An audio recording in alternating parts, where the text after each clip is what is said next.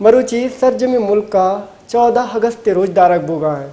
14 अगस्त 1947 मुल्क पाकिस्तान हादात बुता ओ ये दरगता मुल्क का हवार ईद के मुल्क का हम निश्तगे पाकिस्तानी पाक 14 अगस्त दरगता तैयारियां मसरूफ हो मुल्क की आज़ादी वश जोश जज्बे गमो तैयारी कनगा। बिलाल बताएं कि कोयटा में जश्न आज़ादी के मौके पर क्या सूरत हाल है और सिक्योरिटी की क्या इंतजाम हैं?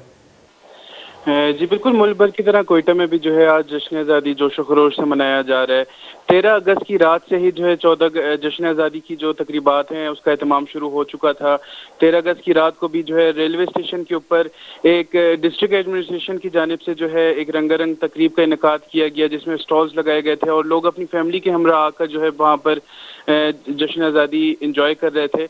इसी के अलावा जो है 13 अगस्त की रात को कोयटा भर की जो सरकारी इमारत या जो बड़ी इमारत हैं उनके ऊपर जो है लाइटों का एहतमाम किया गया था, जिससे जो है शहर रोशनियों से जगमगा उठा था। इसके अलावा जो है फायर वर्क्स भी किए गए या जिनको पटाखे कहते हैं वो भी जलाए गए, जिससे जो है आसमान भी रंगों से भर गया था।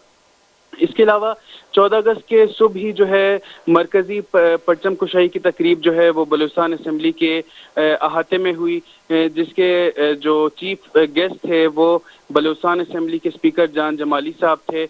इसके अलावा जो है सेक्रेटरी अब्दुल अजीज ओकेली और दीगर जो पुलिस के जवान हैं उन्होंने भी इसमें शिरकत की। इसके अलावा आज जो है 14 अगस्त के दिन जो कोयटा शहर में रैलियां निकाली जाएंगी, जिसमें जो है नारे लगाए जाएंगे पाकिस्तान के सलामती के लिए।